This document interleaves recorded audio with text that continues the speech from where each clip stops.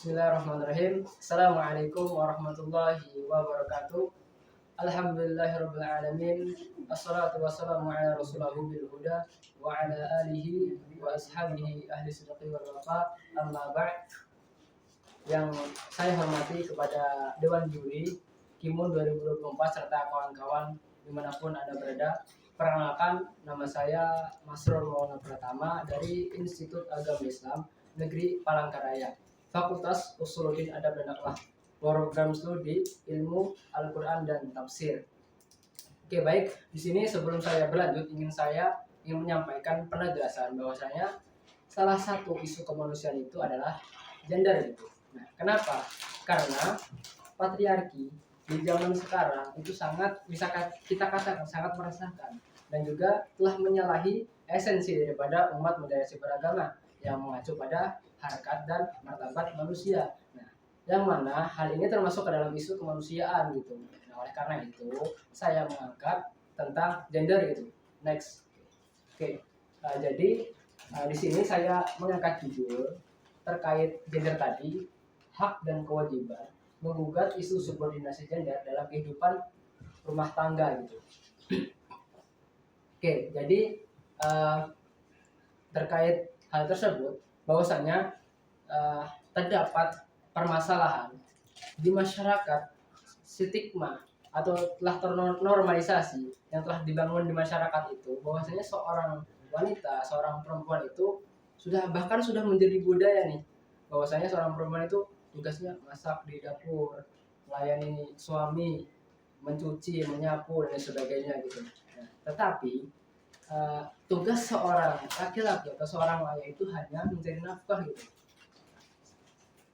Aslinya atau bahkan yang sebenarnya itu tugas-tugas yang sedemikian itu adalah kewajiban bersama, melainkan istri ataupun suami itu memiliki peran penting untuk melakukan tugas tersebut gitu. Yang mana suami itu memiliki tugas juga, misalkan merawat anak, memasak, mencuci dan sebagainya gitu. Tidak hanya seorang istri itu tugas hanya mencuci, memasak, melayani suami dan lain sebagainya gitu.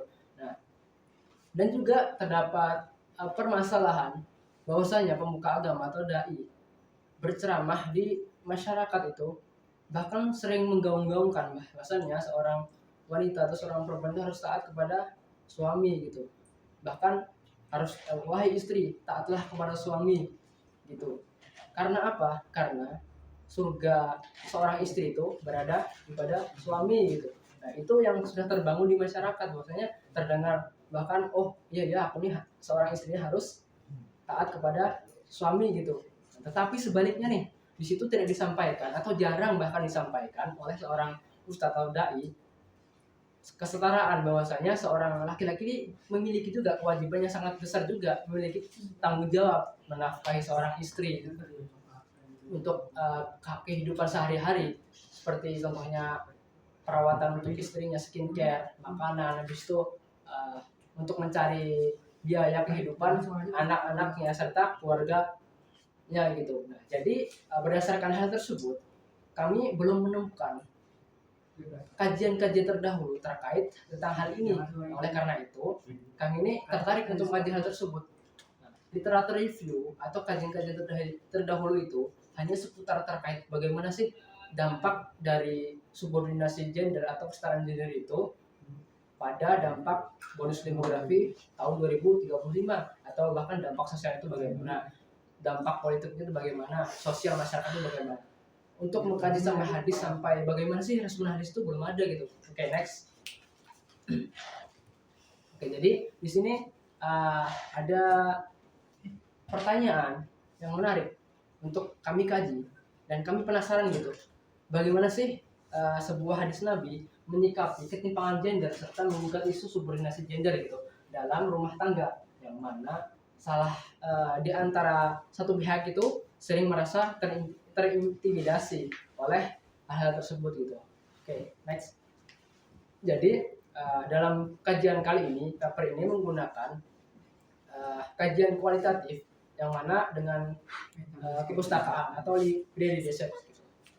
Setelah itu menggunakan metode tematik, yang mana metode itu mengumpulkan tema-tema hadis yang relevan, hadis yang berkaitan tentang subordinasi gender tadi, sehingga nantinya dianalisis menggunakan deskriptif analitis gitu, sehingga menemukan bagaimana sih derajat kualitas serta kuantitas hadis tersebut gitu. Oke, next. Nah, sebelum berlanjut kita membahas tentang bagaimana sih apa maksud dari subordinasi gender itu. Bahwasanya subordinasi gender itu adalah berarti itu ada tumpang tindih di antara salah satunya. Ada yang di atas, ada yang di bawah gitu. Misalkan, tapi yang terbangun di masyarakat itu adalah seorang perempuan di bawah laki-laki gitu. Nah, ini adalah sebuah permasalahan juga gitu. Lalu hadis-hadis yang berbicara mengenai hal tersebut yang kami temukan, yang kami angkat ini adalah hadis riwayat Ahmad nomor 24.999 gitu. Yang mana hadis tersebut itu next. Nah, kita akan bahas secara singkat, secara ringkas saja berkaitan mengenai tentang hadis ini. Yang mana di sini ada tanda merah, sudah kami tandai bahwasanya ini adalah yang mengindikasikan ada kesetaraan gender atau subordinasi gender gitu. Yang mana innaman nisa'u syaqaiqur rijal. Yang mana sesungguhnya seorang perempuan syaqaiqu itu bisa kita cari atau diberi makna ketika kita mencari di kamus al-ma'ani itu, syaqaiqu itu bisa kita katakan kerabat dekat ataupun saudara kandung. Berarti kan sesungguhnya seorang perempuan itu adalah saudara kandungnya seorang laki-laki gitu. Yang mana dalam hal ini bisa dapat kita simpulkan bahwasanya di sini ada kesetaraan, bahwasanya hadis tersebut itu sudah disampaikan Rasulullah bahwasanya tidak ada gap atau tidak ada antara laki-laki dan perempuan itu tidak ada mana sih yang lebih utama gitu, melainkan hanya ketakwaan itu saja yang membedakan antara laki-laki dan perempuan gitu. Nah, di dalam hal ini hadis tersebut ada beberapa ulama yang mensyarahkan atau menelusuri, memaksudkan makna tersebut ini dikuatkan oleh ayat Al-Quran, Quran surah Al-Hujurat ayat 13, yang mana Allah itu di situ menyebutkan atau berfirman, sesungguhnya aku, kata Allah, aku menciptakan seorang laki-laki dan seorang perempuan. Di situ kan tidak ada kata intimidasi gender di antara salah satu sisinya gitu. Dan di situ Allah katakan, ya sudah kalau menciptakan laki-laki ya menciptakan perempuan juga itu. Jadi kan ada kesetaraan di situ gitu. Dan juga kata Nabi, ada sebaik-baik kalian adalah yang baik kepada keluarganya. Nah, lalu ada seorang sahabat bertanya kepada Rasulullah gitu, wahai Rasulullah, lalu kami berbuat baik kepada siapa dulu gitu. Nah, lalu Nabi bersabda gitu, kata Nabi, berbuat baiklah kepada ibumu, sampai diulang 3 kali gitu. Nah, bagaimana sih Islam ini sangat mengistimewakan atau menjunjung tinggi martabat seorang wanita, seorang ibu, dan sampai disebut 3 kali. Bagaimana sih, siapa sih yang duluan harus kita berbuat baik gitu? Itu seorang wanita. Jadi sebenarnya di situ ada porsinya masing-masing gitu. Tidak ada tumpang tindih, tidak ada misalkan di sini tinggi laki-laki daripada perempuan gitu. Oke, next. Nah, di sini kita bahas, tadi sudah membahas hadisnya. Lalu kita membahas gimana sih skema dari sanad hadis tersebut gitu. Dapat kita simpulkan secara singkatnya. Di sini ada perawi Hamad bin Khalid sampai ke Aisyah, anak atau putri dari Rasulullah, itu tersambung sanadnya, atau bisa kita katakan hadis yang sahih gitu.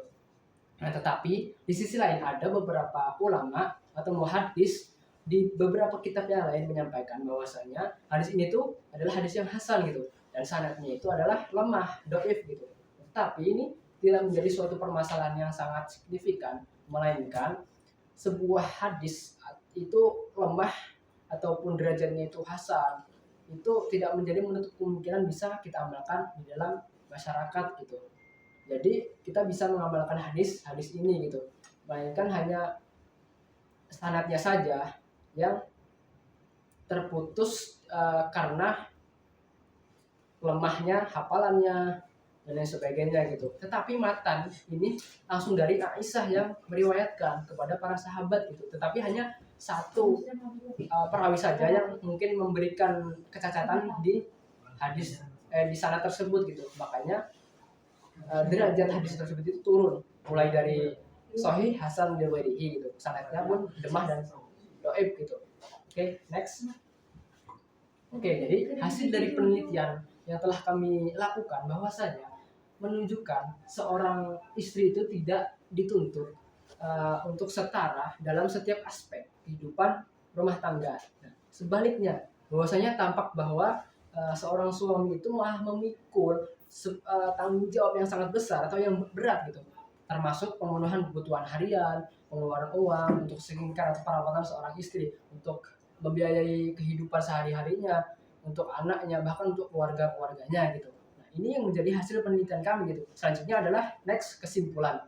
Ya, ternyata yang dapat kami simpulkan dalam artikel yang telah kami kaji bahwasanya seorang istri tidak dituntut untuk setara tadi dalam semua aspek kehidupan rumah tangga. Bahwasanya hadis tadi memiliki beberapa varian pendapat, mulai dari sahih, beberapa ulama yang mengatakan hadis ini adalah sahih gitu. Ada yang mengatakan hasan li ghairihi, tetapi sanadnya dhaif atau lemah gitu. Tapi itu tidak menjadi menutup kemungkinan bisa kita amalkan dalam masyarakat gitu. Nah, tetapi ada permasalahan di situ juga. Seorang dai yang seharusnya menyampaikan sebuah pesan agama, sebuah hadis dari Rasulullah itu seharusnya disampaikan secara rata, setara gitu. Tetapi di sini ada kejanggalan bahwasanya di situ hanya menggaungkan salah satu gender saja gitu. Ini yang menjadi persoalan gitu. Nah, ini juga menjadi sebuah PR untuk kita semua dalam rumah tangga yang ideal itu adalah didasarkan pada saling melengkapi antara suami dan istri. Bahwasanya pernikahan itu kata Quran tuh adalah tolong menolong. Bahwasanya ketika seorang suami dan istri memiliki anak itu ketika mendidiknya itu sama-sama antara porsi ayah dan ibu itu akan mengakibatkan atau membuahkan hasil seorang anak yang memiliki kognitif yang tinggi gitu. Ini menjadi sebuah plus gitu.